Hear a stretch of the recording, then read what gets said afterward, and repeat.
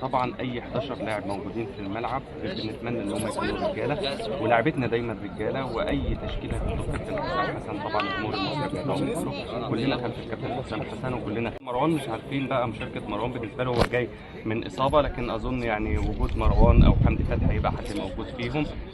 صلاح ومرموش وطبعا مصطفى محمد قدام.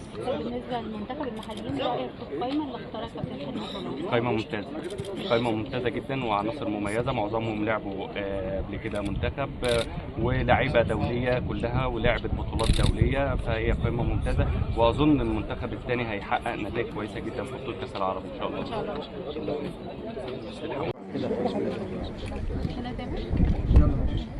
بقول لك ايه اخبارك ايه؟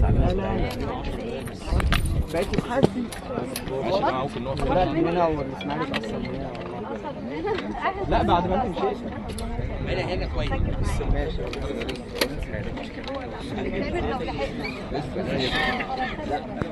عايز ايه بقى؟